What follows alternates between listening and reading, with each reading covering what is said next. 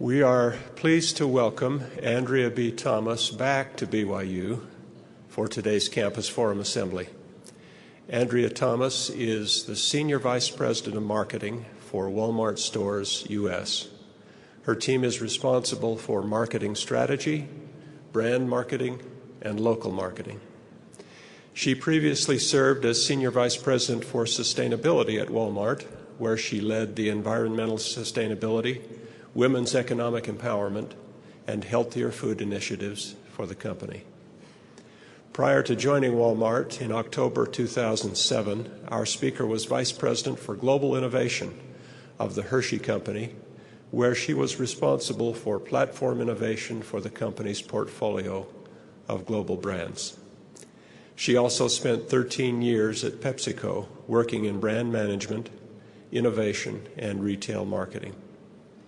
Andrea Thomas holds a bachelor's degree in mass communications from the University of Utah and a master's degree in business administration from Brigham Young University. She received an honorary doctorate of humanities from the University of Utah in May of 2013. She is a member of the Board of Trustees of Children's Miracle Network Hospitals and a member of the National Advisory Council for the BYU Marriott School of Management. Andrea and her husband Kyle have 3 children and live in Bentonville, Arkansas. Would you please join me in giving a warm welcome to Andrea Thomas?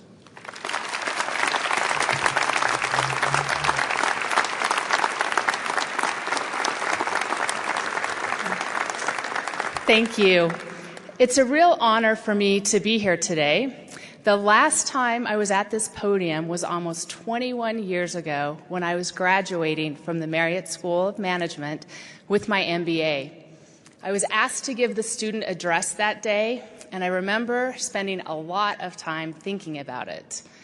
I felt the responsibility of representing my fellow students well. We were at a tremendous inflection point in our lives, and while I learned a lot as a student, I was even more aware of what I didn't know.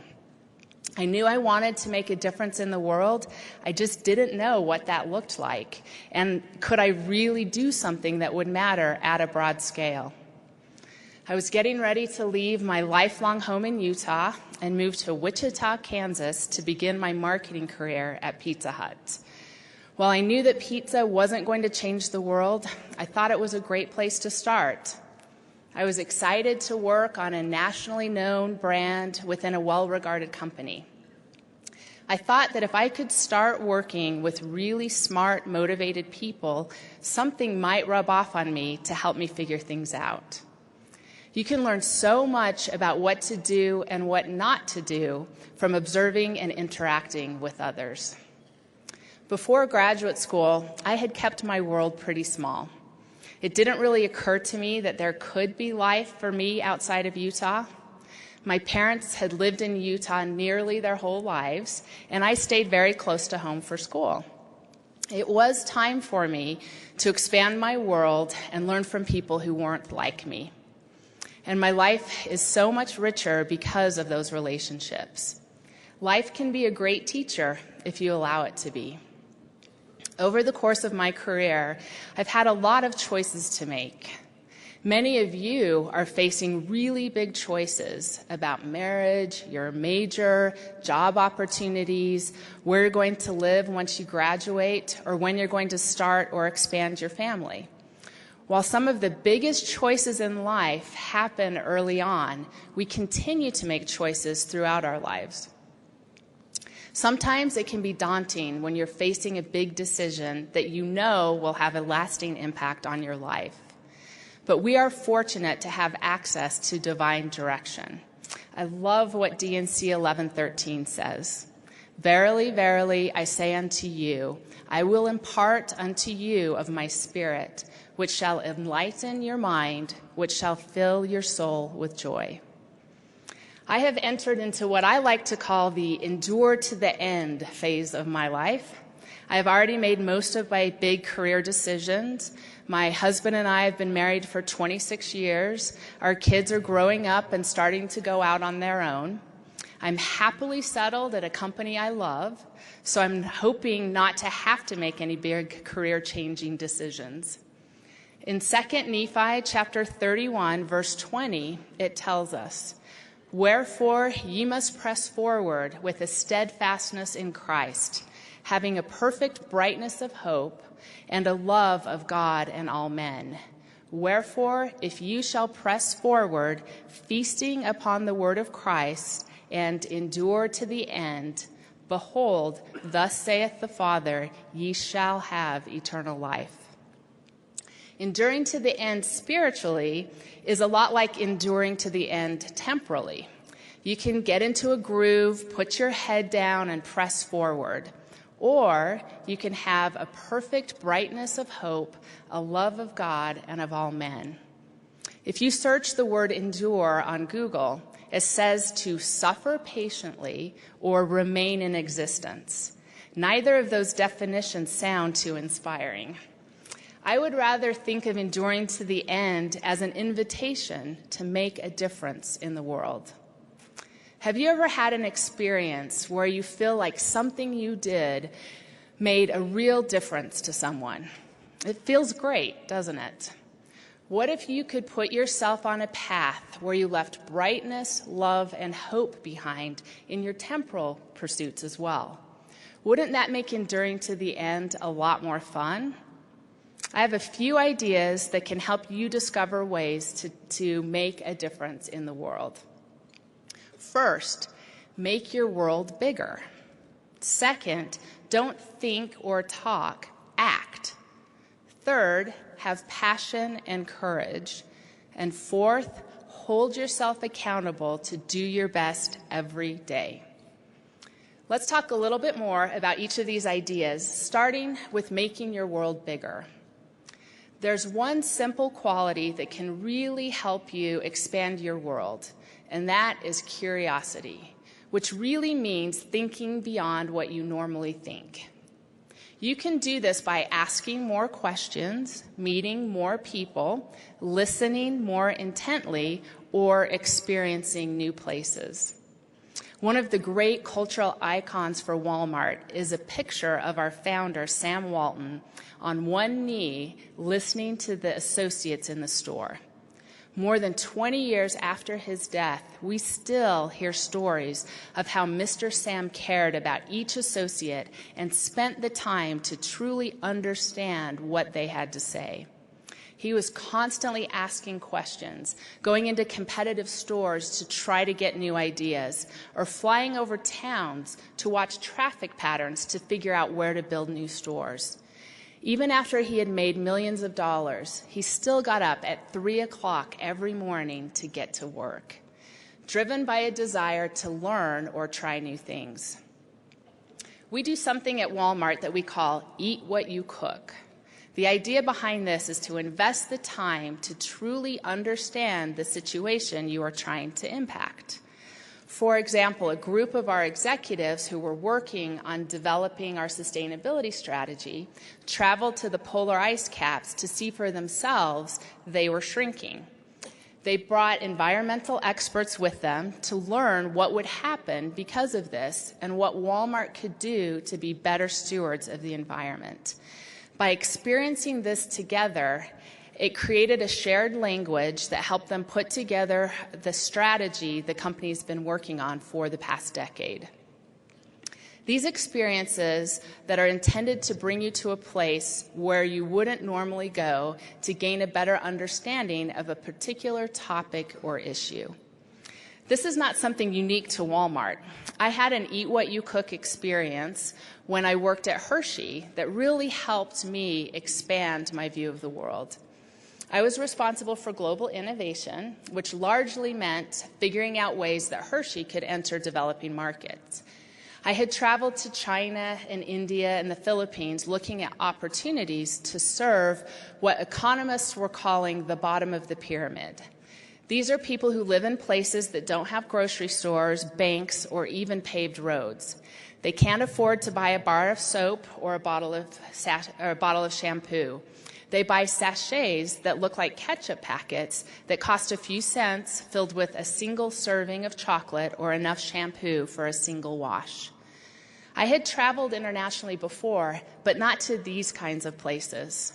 I saw what poverty looked like when I took a tour of one of the slums in Mumbai, India. We walked through Dharavi, a place where 1 million people crowded into the middle of the city. To put that in perspective, it would be like every person living in the Salt Lake Valley moving onto the BYU campus. There was no running water and none of the creature comforts you and I are accustomed to. They lived in concrete rooms with electrical wires hanging low in narrow corridors. There were no bathrooms, just a small river running along the border that serviced the whole community. I had heard about places like Dharavi, and I knew that many people do not live like us, like we do here in the U.S., but I was not at all prepared for what I experienced on that hot July day. I was surprised by how industrious the people of Dharavi were.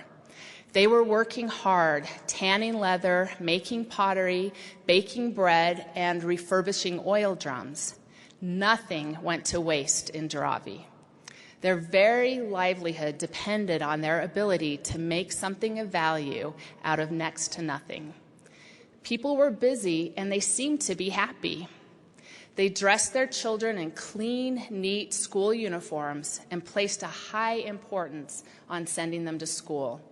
You would think that living in such challenging circumstances, the toll would show up on the faces of the children, but that just wasn't the case. They had the brightest, happiest faces. These children didn't know that they were living in a slum because they had never seen how other people lived.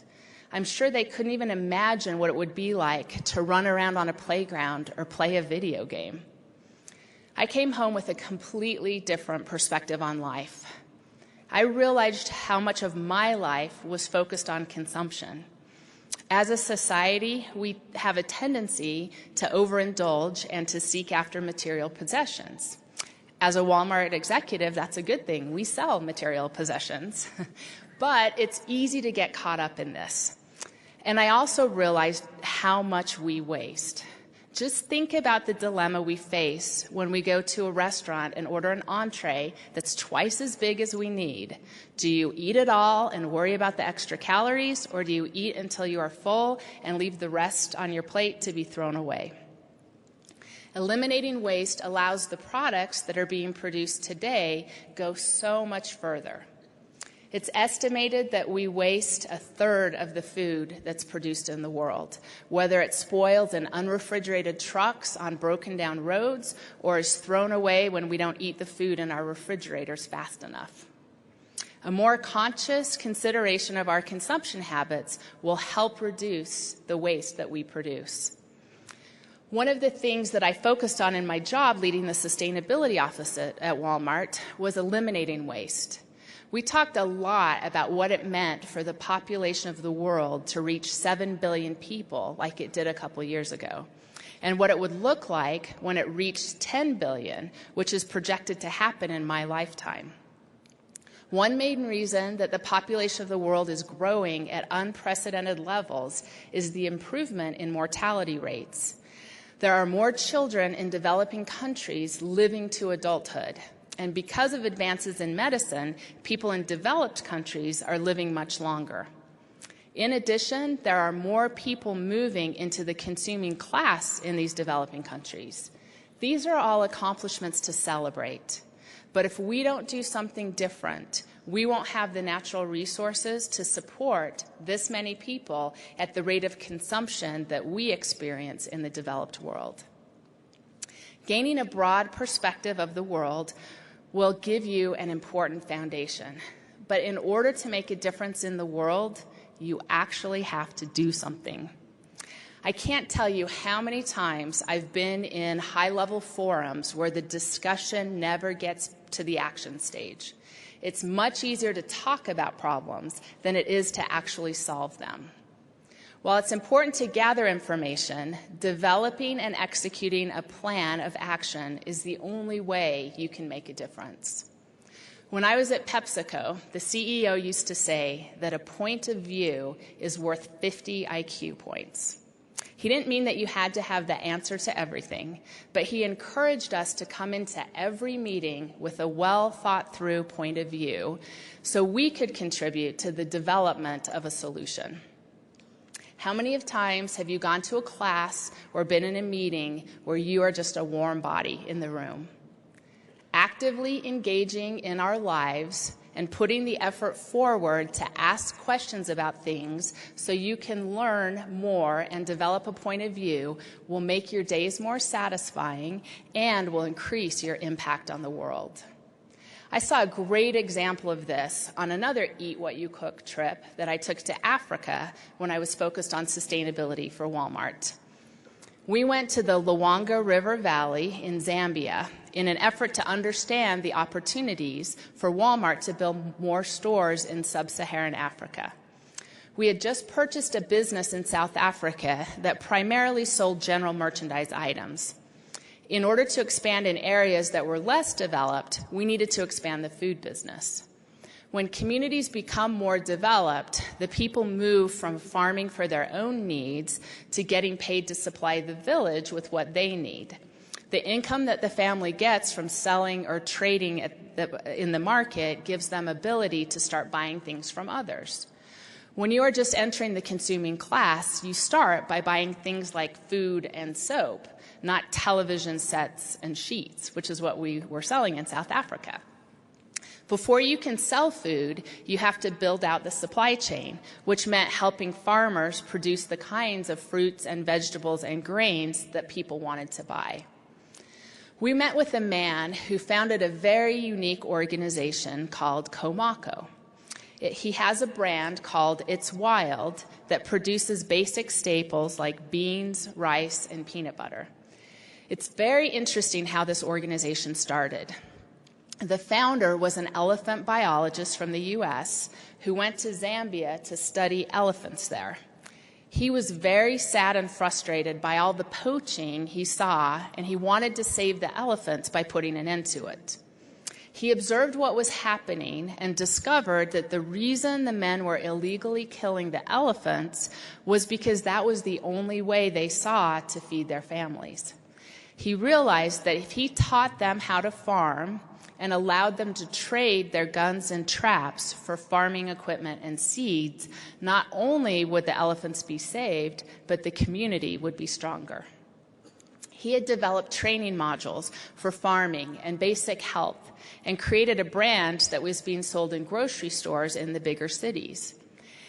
They had the more experienced farmers teach and provide support for the farmers that were just starting out. And he was able to develop a way that the farmers could bring their products to market so that they could get a fair price. It was truly amazing to see what the vision of one man was able to create. And when we were able to add the size and scale of Walmart, we could help him make an even bigger impact. 200 million customers shop at a Walmart store globally every week. We work with thousands of suppliers to make the products that our customers want to buy. Writing one purchase order can help a company get financing to build or expand a factory. It can be hard to get your head around the kind of impact that kind of scale can enable. So I'll just try to dimensionalize it for you. If you put $1 bill down on the table every second, it would take you 15,000 years to count out the amount that Walmart sells in 1 year. But by focusing on the numbers, you really miss the company's purpose. I came to work at Walmart because of the mission of the company to save people money so they can live better. When I was trying to decide whether or not I should move my family to Arkansas to take the job at Walmart, I had an experience that helped me really understand how many people needed help, the kind of help that Walmart could provide. One woman I got to know in my community was dealing with a challenging situation. She and her husband lived on a very tight budget. Her husband was diagnosed with heart disease on top of the diabetes he had been battling for years. She was frustrated because there were so many foods that he couldn't eat. She didn't know how to cook for her family. The doctor had given her a whole bunch of pamphlets, but she didn't really understand what she was reading. She needed to save money, and she also needed to help plan her meals. As I was helping her, I realized that going to work for Walmart gave me the opportunity to create solutions to help her and others like her live better. I accepted the job and moved to Arkansas and started working on our private brand business and the Great For You nutrition labeling program that was launched a few years ago to help guide healthier choices. My experience working with her gave me a desire to impact the issue on a bigger scale. Translating an idea or a plan into action takes a lot of hard work. It's important to have passion and courage, the day in and day out commitment to never give up. There are always twists and turns along the way. Life rarely happens the way you expect it to, but you have to keep adjusting your approach if you're going to continue to move forward. I love the Calvin Coolidge quote that says, "Nothing in the world can take the place of persistence. Talent will not. Nothing is more common than unsuccessful men with talent. Genius will not. Unrewarded genius is almost a proverb. Education will not. The world is full of educated derelicts. Persistence and determination alone are omnipotent." One of the farmers I met while I was in Zambia was named Veronica. We went and visited her on her farm. She worked with several other women to grow mangoes and mangrove and raise chickens. She provided work for several other women. She was also raising 6 of her nieces and nephews who had been orphaned when their parents died of AIDS. Veronica had many reasons to give up, but she didn't. Not only did she continue to work for herself, but she lifted up several other families and gave them the means that they needed to survive. As she walked us around her farm, she shared the improvements that she had made and was planning to make. She even insisted on giving us one of her chickens to take home with us. It's a long way back for a chicken to ride. She inspired me through her passion and courage. Veronica made a difference to the women and children that she was supporting. You do not need to work for a large company to make a difference. The final idea is to bring your best effort every single day. When I went to BYU for graduate school, I can remember feeling like I was in way over my head. I felt like I didn't belong and that I wasn't smart enough to compete with the other students. Truthfully, I was stressing myself out. Then I decided all I could do was my best. If I was able to go to bed every night knowing that I had given it all I had, I could live with whatever happened. I had never worked that hard at anything in my life, and it gave me the confidence that I needed to compete in business and take on even bigger challenges throughout my career. It's also important to figure out a way to measure your progress. It's amazing how much time you can spend on activity that doesn't lead to anything. Deciding on the metric that you can use to hold yourself or your team accountable is such an important step. If you measure the wrong thing, it could deliver the wrong result. If you don't measure, then you don't really know when you have succeeded. Measuring your progress is a lot like keeping score. You are all very used to how we keep score in school through grades and tests, and you also had to take some sort of a standardized test before you got into college. Once you finish school, the metrics for success can be less clear. A serious look at how you spend your time is a way that you can keep score. Throughout my career, I've been asked how I'm able to balance my personal life and my career. I've reflected a lot on this question and have ended up realizing that balance is about meaning rather than time. When I am fully engaged in all aspects of my life, I feel it's in balance even if the time I'm spending isn't equally split. When I became a mother, I learned very quickly that when I was with my kids, I needed to be there fully. I wasn't able to make a connection with them if I was on my computer or on the phone, so that time didn't count. It's the same with work. If you're there but not putting your whole self into your job in the hours that you are there, you will not feel good about your contribution and will most likely not be contributing at the level you could. I recently took a course for executives that taught us it was more important to manage energy than time. We talked about what we needed to do to align our energy investments with our deepest values and beliefs. It focused on body, heart, mind, and spirit to become physically energized, emotionally connected, mentally focused, and completely aligned with our personal mission. We learned that full engagement requires that we stretch by pushing beyond our normal limits in order to expand our capacity. The things we spend our energy on are the things that we get done. The focus of energy can't be split. We're either focused or we're not focused. This is bad news for everyone here that likes to multitask, myself included. Think about the impact of your actions and don't get caught up in the illusion of progress rather than true impact. Don't limit yourself before you even get started. Give yourself permission to think big. It's an amazing feeling when you're fully engaged and empowered. It takes effort and focus, but the payoff is incredible. I would like to challenge you to choose to make a difference in the world throughout every stage of your life. Enduring to the end should be joyful, full of hope and love. Thank you.